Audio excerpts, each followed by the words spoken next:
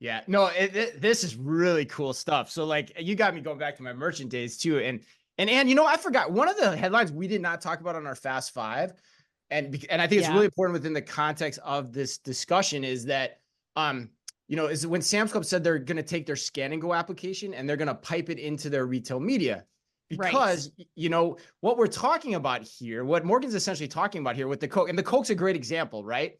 You're gonna get, I know you're gonna go right in on this with me, Morgan, is like you get someone to buy a Coke, it gets them through the threshold of the store. Then the question Coke's going to start asking themselves is, how do I get them from Coke to that next product that I want them to buy? And so through a Scan and Go application, a mobile application, you can personalize that trail of purchases through the store, almost like a treasure hunt in a way that we never could before. And as the retailer, you can also secure those dollars from a retail media perspective when you bring mobile technology into play in the physical store. And that is really game changing in a lot of ways. So am I thinking about that the right way, that that's opening up new avenues, Morgan? Yeah, no, I think you're exactly right, Chris. If you look at the kind of precursor to retail media, Tesco, Dunnhumby, Yeah. folks like that, kind of started this, right? And it was all about personalizing the mailer that was sent to my house, right? And sending me coupons Yeah. that were Right. relevant to me in the mailbox, right?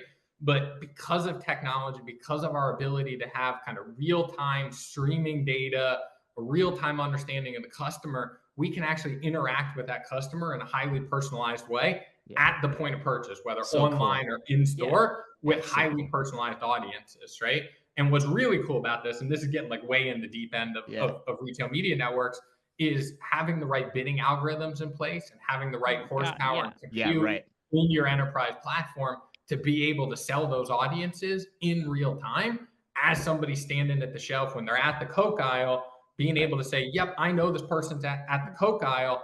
I now want to sell them something for Powerade because I know that they're Yep. already, kind of in the market, they're in the store, they're ready Yep. to go, et cetera.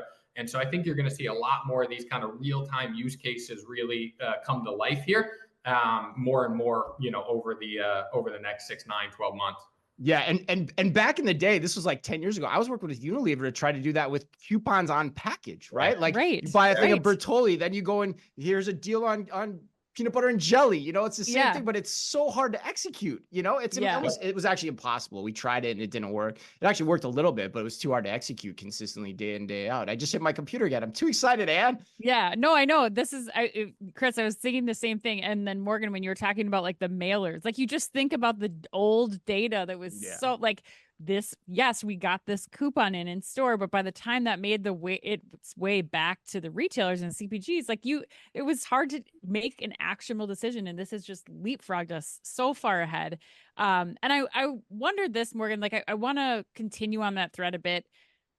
We've talked about a lot that you're unlocking for retailers right